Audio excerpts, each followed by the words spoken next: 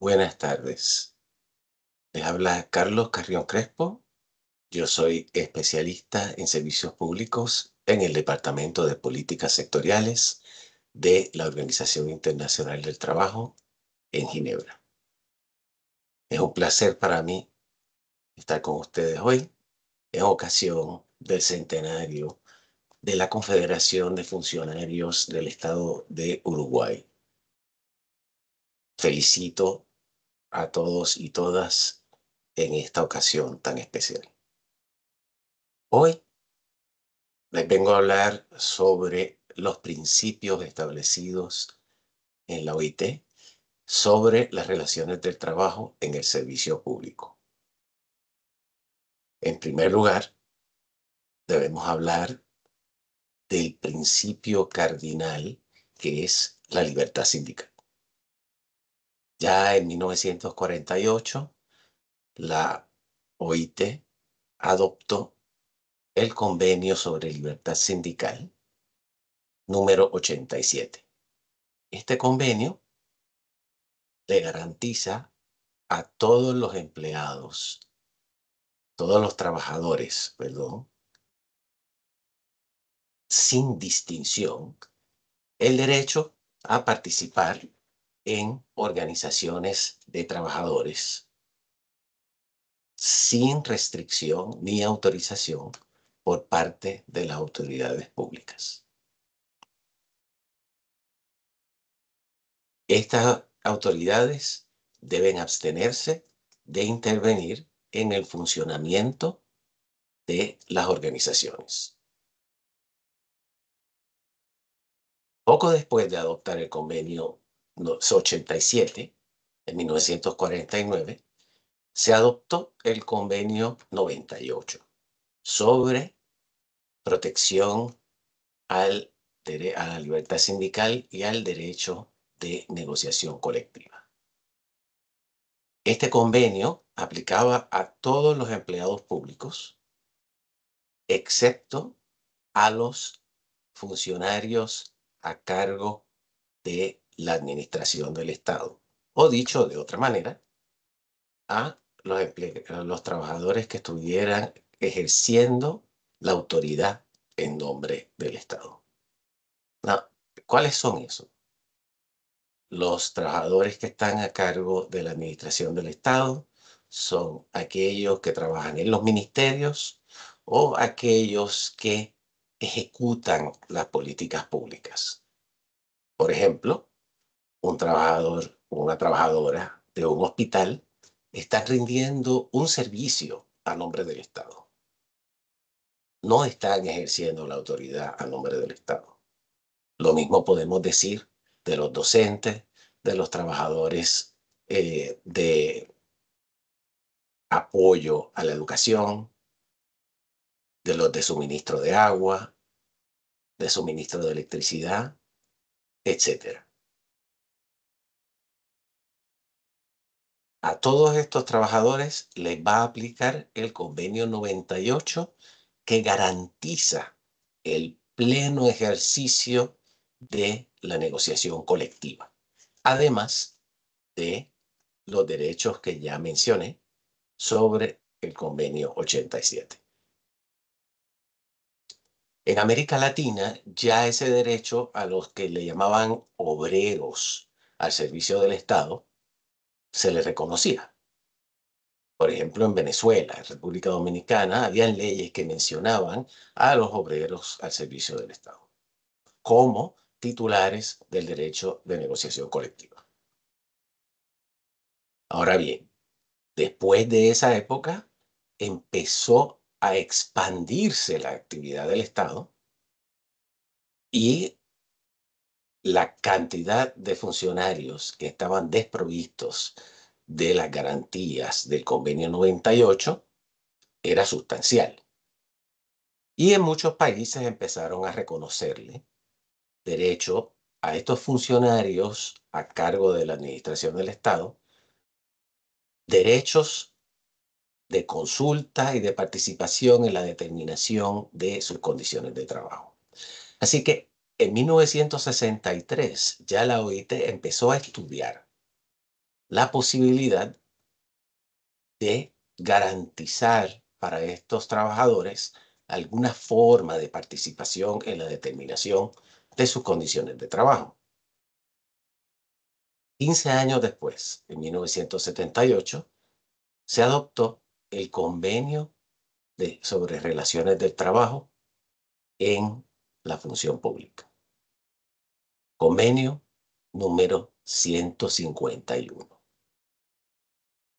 Ahora bien, a diferencia del Convenio 87, el Convenio 98, este no es un convenio solamente sobre libertad sindical. No es un convenio solamente sobre negociación colectiva. Es un convenio sobre relaciones de trabajo en el servicio público.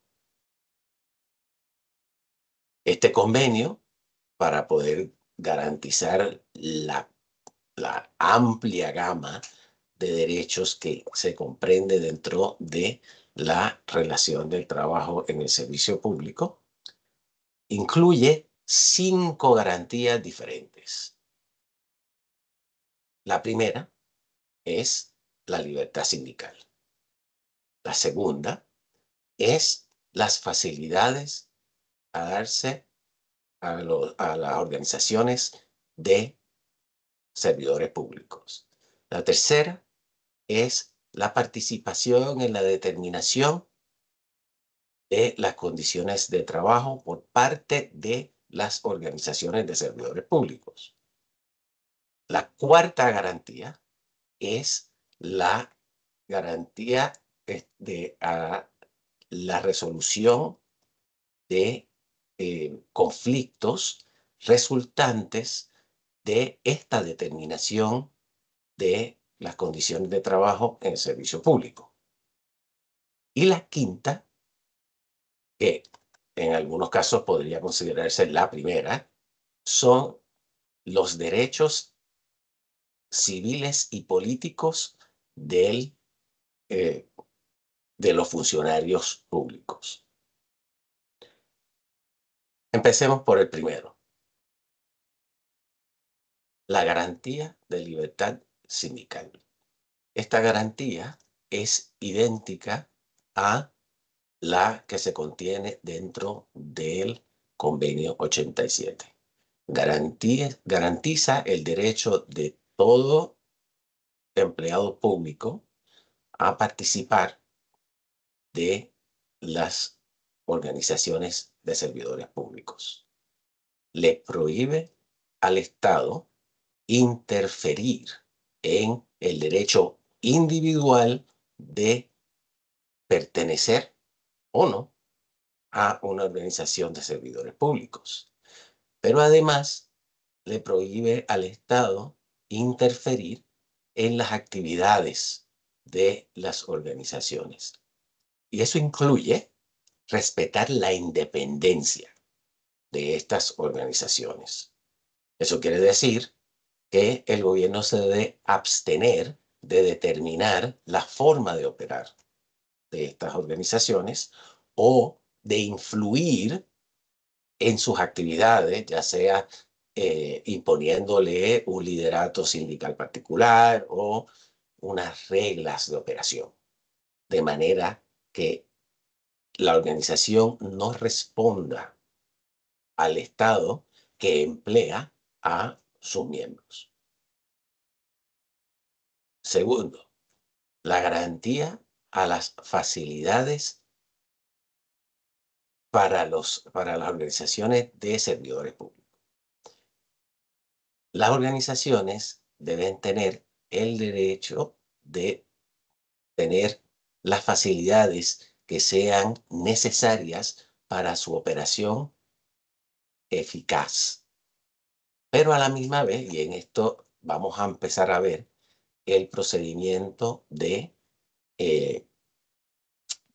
balance de intereses que se estableció durante la negociación, palabra por palabra, del Convenio 151. Y es que, por un lado, las organizaciones tienen el derecho a disfrutar de las facilidades que necesiten y, por el otro lado, las organizaciones de servidores públicos tienen que abstenerse de utilizar esas facilidades para impedir el desarrollo del servicio público como es necesario. ¿Cuáles son estas facilidades?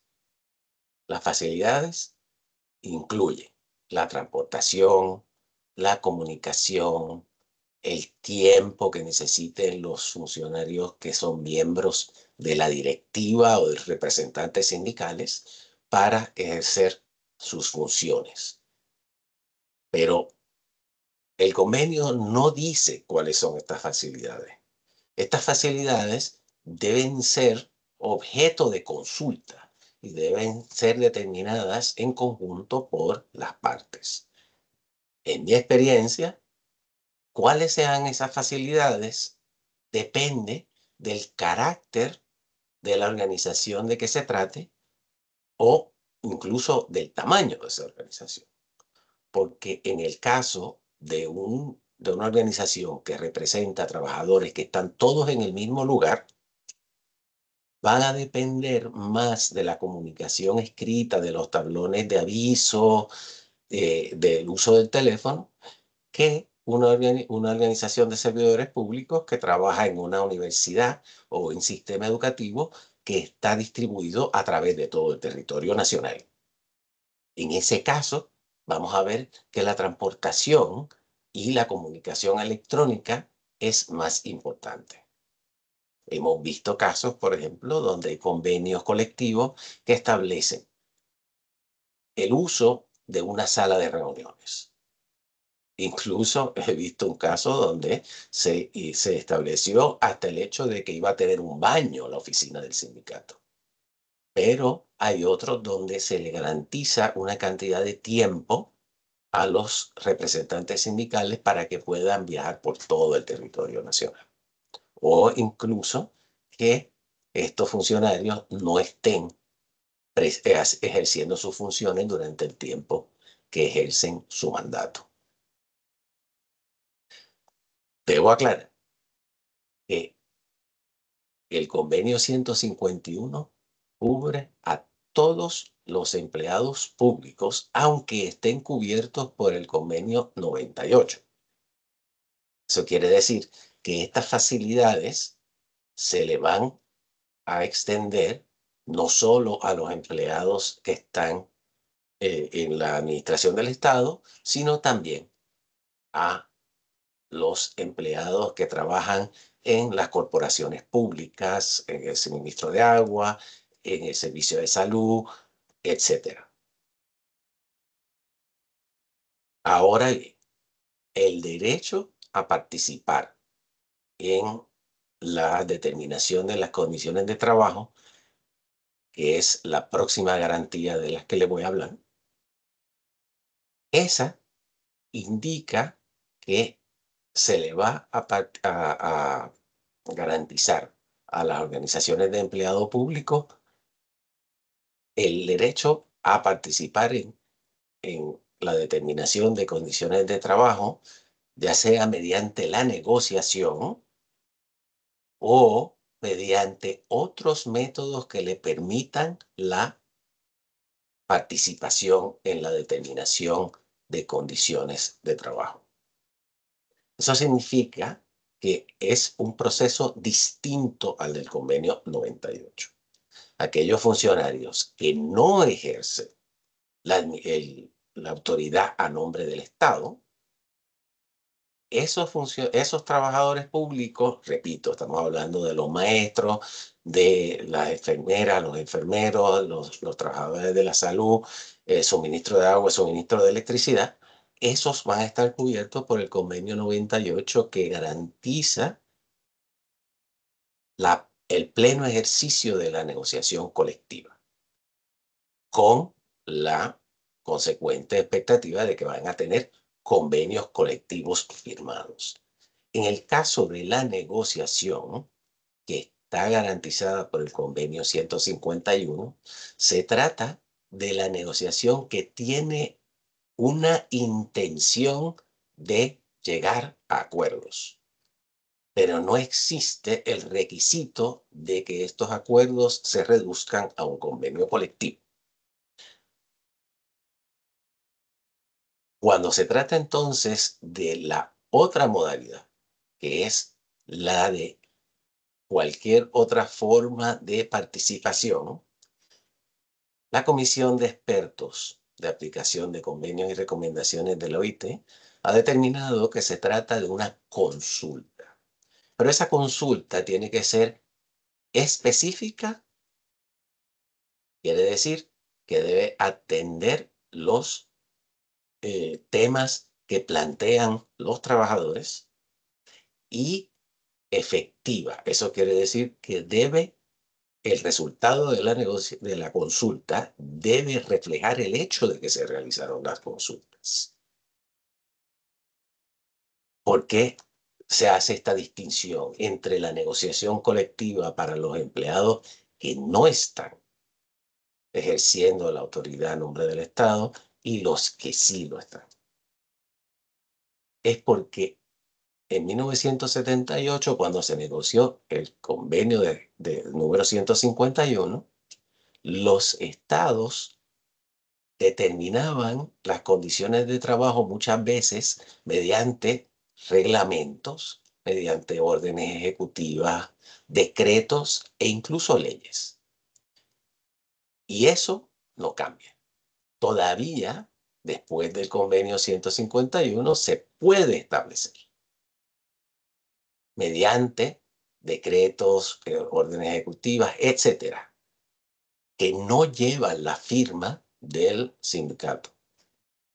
Sin embargo, esos decretos, esos textos legales, esas órdenes ejecutivas, tienen que reflejar el hecho de que se realizaron consultas y que esas consultas atendieron los reclamos de los trabajadores. Por eso es que el texto, pues, es un poco más complicado que el del convenio 98. Ahora, tenemos que ir un momentito al próximo convenio, que es el convenio 154 de 1981, que también trata sobre la promoción de la negociación colectiva. Ese convenio indica que se establecerán modalidades especiales para atender la negociación colectiva en el servicio público.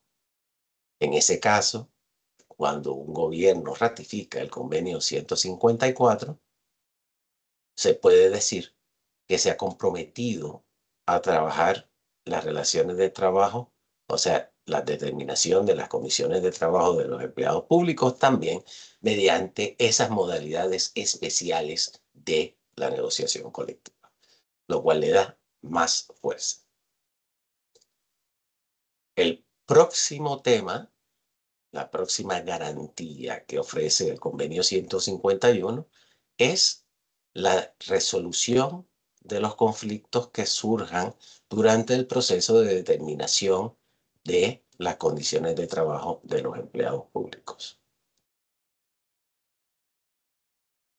Esta cláusula solamente existe entre los convenios de la OIT, en el convenio 151 y en el convenio sobre el personal de enfermería, que es el número 149, que se adoptó justo un año antes del convenio 151. ¿De qué trata este artículo?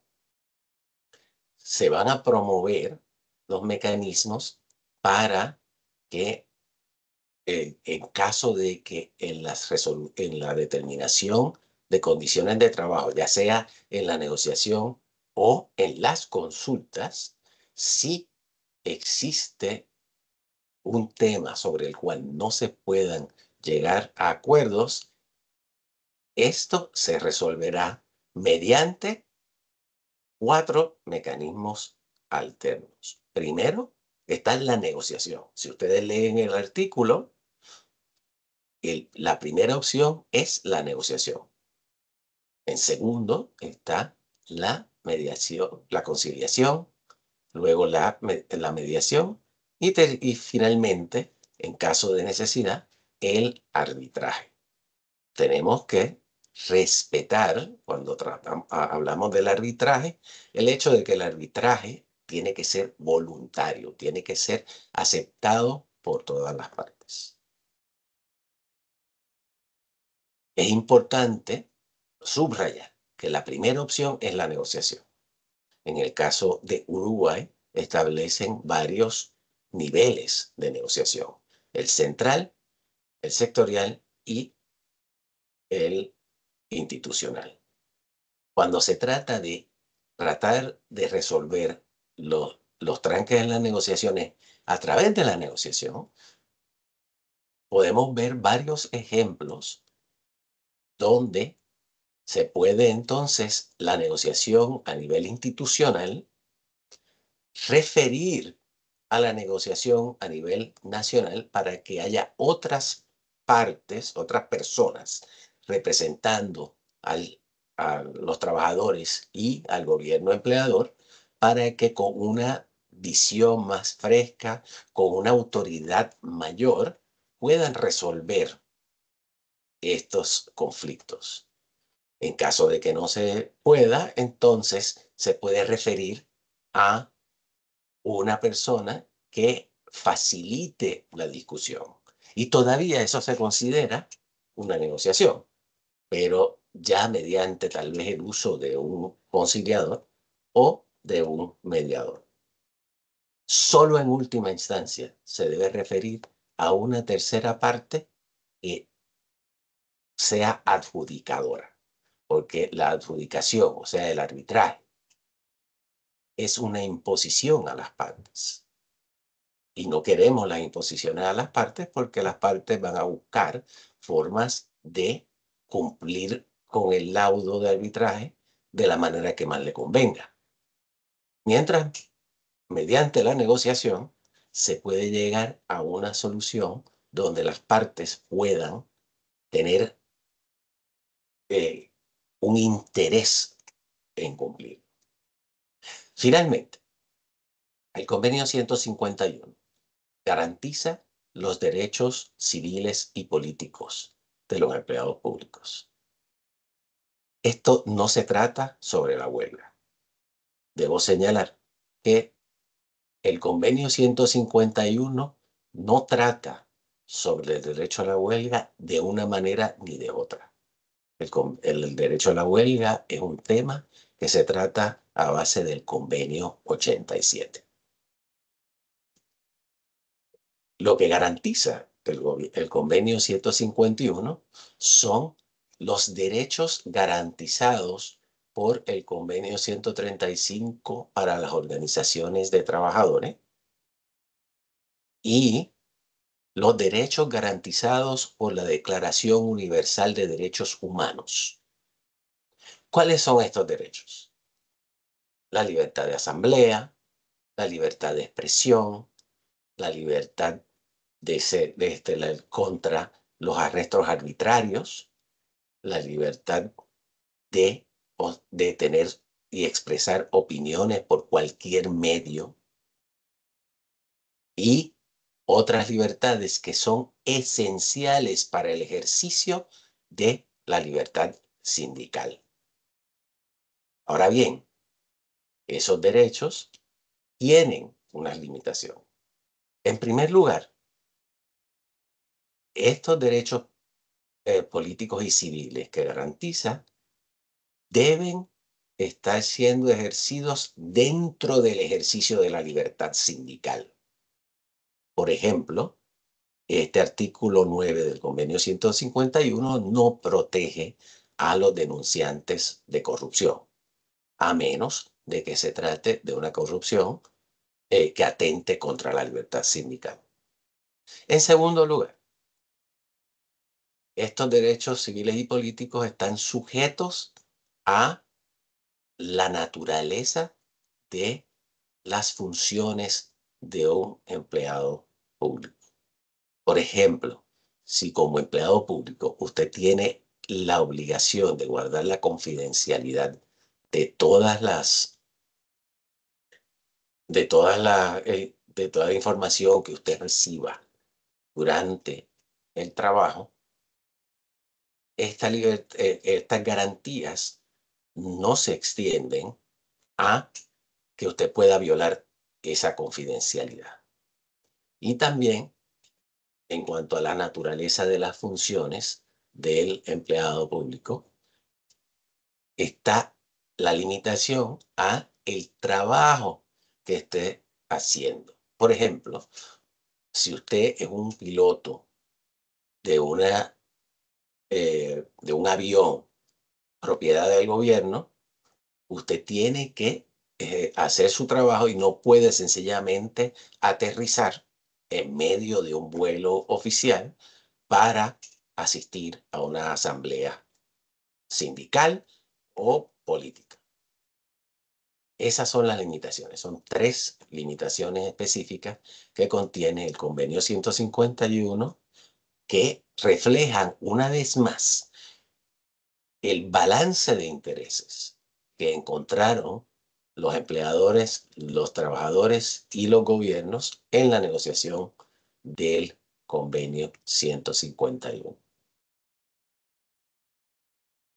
No me voy a extender más, sino para informarles que tenemos en la OIT una serie de publicaciones que ayudan a la implementación del convenio 151.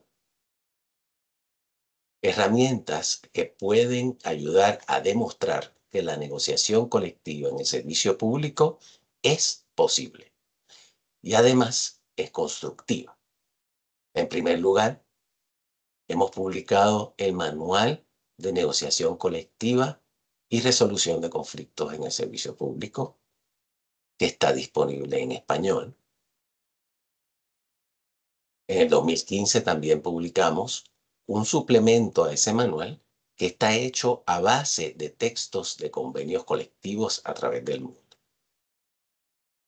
También tenemos un cuaderno de trabajo que le permite a un lector, a un funcionario de un sindicato, dar formación a los representantes sindicales. Además, tenemos una serie de documentos de trabajo donde discutimos las diferentes condiciones de diálogo social y de negociación colectiva en las diferentes regiones del mundo.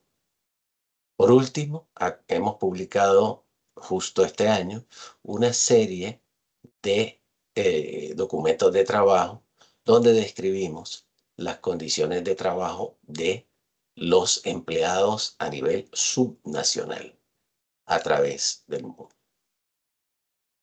Con eso me despido, no sin antes repetir mis felicitaciones a la Confederación por su centenario. Espero que disfruten de esta actividad y que les sea de mucho provecho. Muchas gracias.